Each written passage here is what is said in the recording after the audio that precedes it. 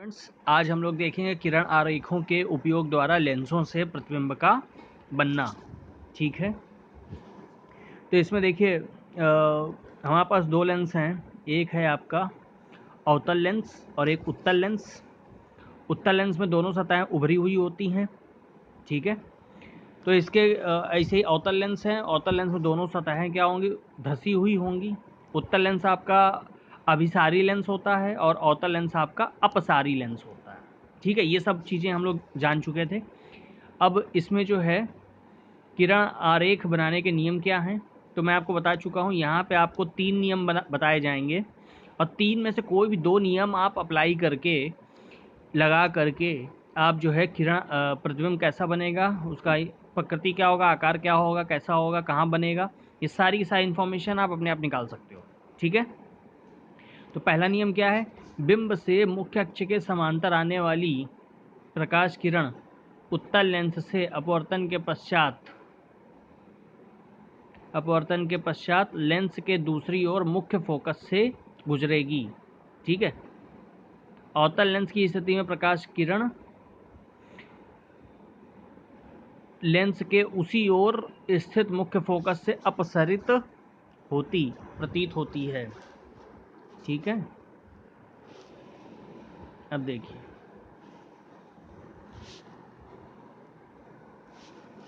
जैसे कि ये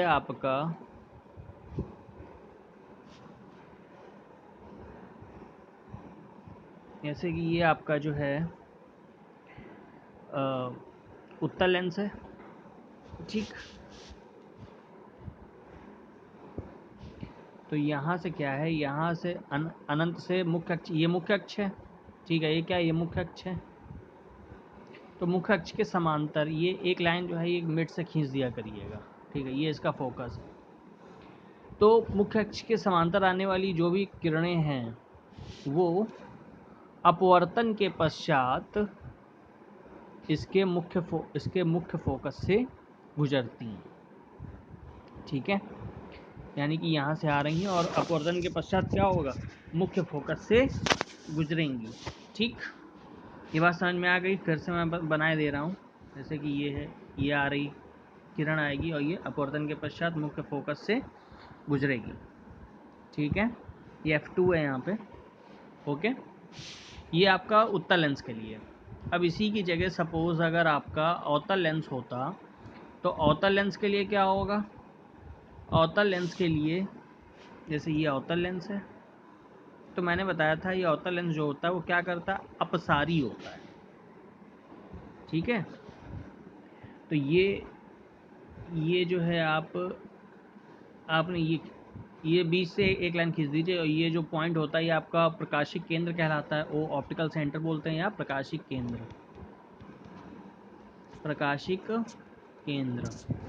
ठीक है, तो यहाँ से क्या होगा, यहाँ से किरणें आएंगी ऐसे मुख्य अक्ष के समांतर, ये मुख्य अक्ष के समांतर आ रही और अपवर्तन के पश्चात ये जो है ये अपसरित हो जाती हैं। ठीक है, फैल जाती हैं दूसरी साइड में। तो अवतल लेंस के केस में क्या करते हैं, इसको पीछे की तरफ आप बढ़ाइए तो यहाँ पे ये इधर ये इसका मुख्य फोकस होगा। ठीक है, तो पीछे की तरफ बढ़ाइए तो यहाँ पे मिलती हुई प्रतीत होंगी, फोकस से मिलती हुई या गुजरती हुई प्रतीत होंगी। ठीक है, तो ये आपका पहला केस हो गया। क्लियर, दोनों केस के लिए हम डिस्कस कर चुके हैं। अब दूसरा नियम इसका क्या है, दूसरा नियम बस पहले वाले का विलोम है। ठीक है, पहले वाले का विलोम है। ठीक है, तो इसमें क्या हो रहा है, इसमें ये कह रहा है कि मुख्य फोकस से ये लिखा हुआ, मुख्य फोकस से गुजरने वाली प्रकाश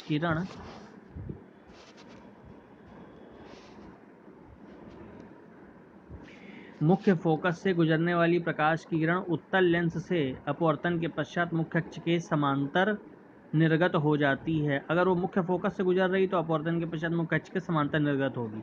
ठीक है, ऐसे ही अवतल लेंस के लिए क्या होगा, मुख्य फोकस पर मिलती प्रतीत होने वाली प्रकाश किरण अपवर्तन के पश्चात मुख्य अक्ष के समांतर मुख्य अक्ष के समांतर निर्गत होगी, मतलब दोनों के दोनों नियम वही हैं, ठीक है। दोनों नियम आपके, कुल मिला के दोनों नियम आपके वही हैं, ठीक। समझिए कैसे, जैसे ये आपका उत्तल लेंस है, तो ये इसका मुख्य फोकस होगा F1, तो यहाँ से कोई किरण आ रही है ऐसे, ठीक। तो ये जब अपवर्तन होगा यहाँ से इस सतह से, तो अपवर्तन के पश्चात मुख्य अक्ष के समांतर निकल जाएगी, ठीक है। ये वाला डायग्राम इसका बना हुआ है, मतलब यहाँ से किरण आ रही है जो कि मुख्य अक्ष, जो कि मुख्य फोकस से आ रही है, और मुख्य अक्ष से मुख्य फोकस से आ रही है, तो अपवर्तन जो होगा वो इस सतह से होगा अवतल लेंस के, और परावर्तन के अपवर्तन के पश्चात ये सीधे ऐसे निकल जाएगी, ठीक ठीक। और ऐसे ही आपका जो अवतल लेंस वाला केस है, उसमें क्या होगा, उसमें ये जो प्रकाश की किरण है, ठीक है, ये जो प्रकाश की किरण है, ये इसका मुख्य फोकस, इसमें क्या है, इसमें जैसे ये प्रकाश, ये बस ये लगना चाहिए कि मुख्य फोकस से गुजर रही है, ठीक है, मुख्य फोकस से गुजर रही है। सपोज जैसे ये मुख्य फोकस, तो आप क्या करो, आप थोड़ा सा उल्टा इसको लो, ऐसे यहाँ तक ऐसे बनाए, ये आपने ये बना दिया, ठीक। तो आपको लगेगा कि ये डायरेक्ट यहाँ से किधर आ रही है, फोकस की तरफ ही आ रही है, ठीक। मतलब आपको उल्टा बनाना है, फिर से हम बनाएंगे, देखना।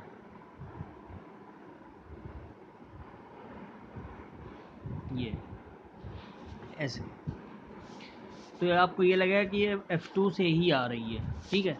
और यहाँ पे अपवर्तन होगा, तो अपवर्तन के पश्चात वो ऐसे निकल जाएगी, ठीक।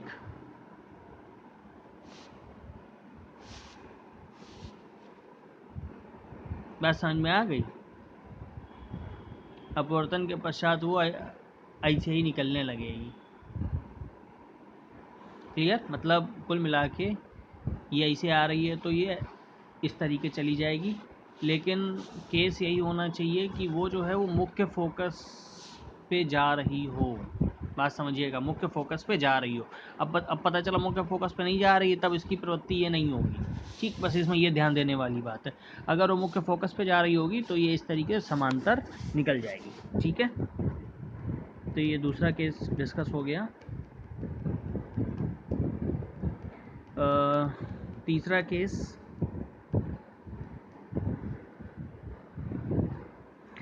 केस देखिए, लेंस के प्रकाशिक केंद्र से गुजरने वाली प्रकाश किरण अपवर्तन के पश्चात बिना किसी विचलन के निर्गत होती है, ठीक है।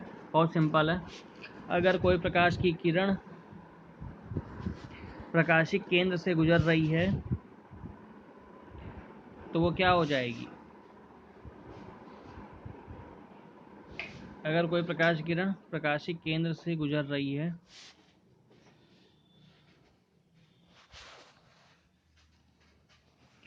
ये प्रकाशिक केंद्र है O, तो यहाँ से गुजर रही है, तो बिना किसी विचलन के वो सीधे निकल जाएगी। ऐसे ही अगर आप जो है ये ले लीजिए, ये वाला, ठीक है, अवतल लेंस ले लीजिए, तो इसमें भी जैसे ये इसका O है प्रकाशिक केंद्र, ये सीधे इस तरीके निकल जाएगी, ठीक। क्लियर हो गई बात। तो ये तीनों नियम आपको समझ में आ गए। इनमें से कोई भी आप दो नियम आप अप्लाई कर दीजिए, तो आपको प्रतिबिंब की स्थिति पता चल जाएगी। अब देखो, ये उत्तल लेंस द्वारा प्रतिबिंबों का बना कैसे बने हैं, ये आपको समझाया गया है, ठीक है। तो इसकी जो सारणी है ये ऊपर बनी हुई है, ठीक है, ये वाली। तो पहली स्थिति में क्या है, जो बिंब है या वस्तु है वो अनंत पर है। प्रतिबिंब की स्थिति कहाँ, प्रतिबिंब कहाँ बनेगा, फोकस पे बनेगा। साइज कैसा है उसका, अत्यधिक छोटा, बिंदु आकार, और प्रकृति क्या है, वास्तविक तथा उल्टा, ठीक। तो ये देखिए, इसमें क्या है, इसमें किरणें देखिए अनंत से आ रही, वस्तु अनंत पे रखी है, ये एक्चुअली बिंदु वस्तु है ये, तो वस्तु अनंत पर रखी हुई है, अनंत से यानी कि जो किरणें आएंगी वो मुख्य अक्ष के समांतर आएंगी। मुख्य अक्ष के समांतर आने वाली किरणें अल्टीमेटली आपकी कहाँ से गुजरती हैं? फोकस से गुजरती हैं। तो यही F2 मुख्य फोकस से गुजर रही हैं। ठीक है, तो इसमें यही चीज़ बताई गई है जो वस्तु है वो। तो ये हमारे समझ में आप लोग बना लोगे।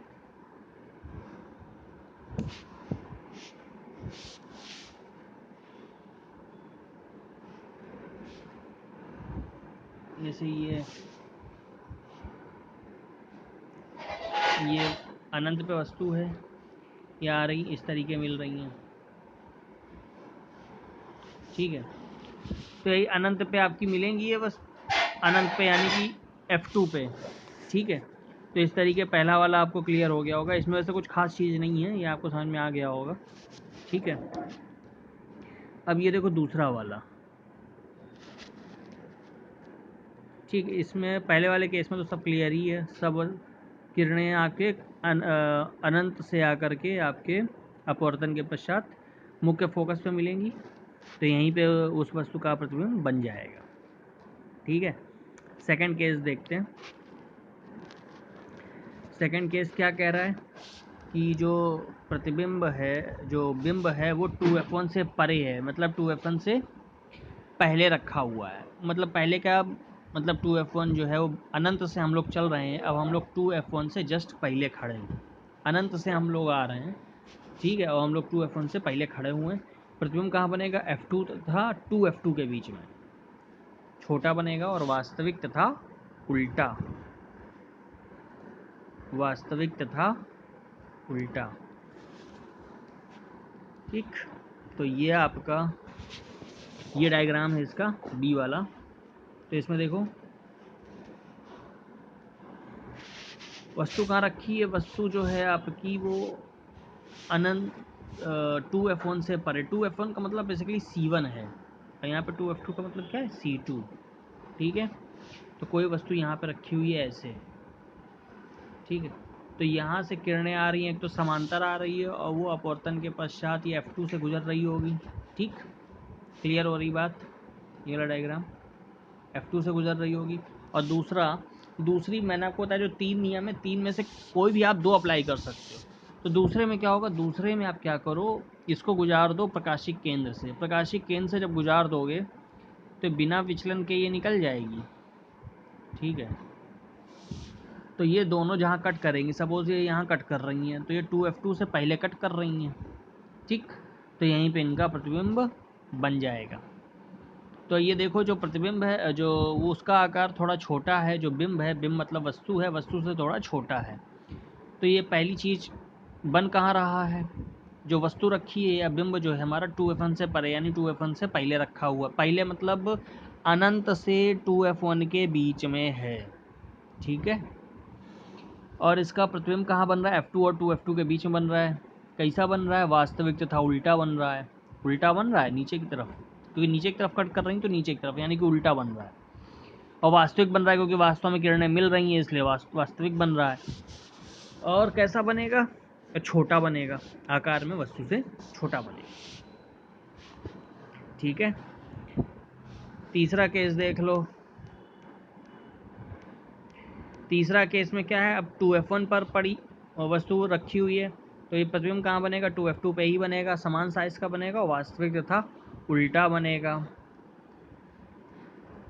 ठीक, तो ये देखो, तो इसमें बहुत आसान सब केस हैं। ठीक है, ये तो यहाँ पे ये वस्तु रखी हुई है, 2F1 पर रखी हुई है, तो यहाँ से ये प्रतिबिंब ये आया मुख्य अक्ष के समांतर, और अपवर्तन के पश्चात ये किरण आपकी ऐसे आ गई। ठीक, और दूसरी किरण कौन सी लोगे? जो प्रकाशिक केंद्र से चली जाए, तो वो ऐसे निकल जाएगी। अल्टीमेटली ये आपकी ये प्रतिबिंब बन जाएगा। तो वस्तु का आकार और प्रतिबिंब का आकार बराबर है। यहाँ पर जो प्रतिबिंब बनेगा वो 2F2 पे ही बन जाएगा।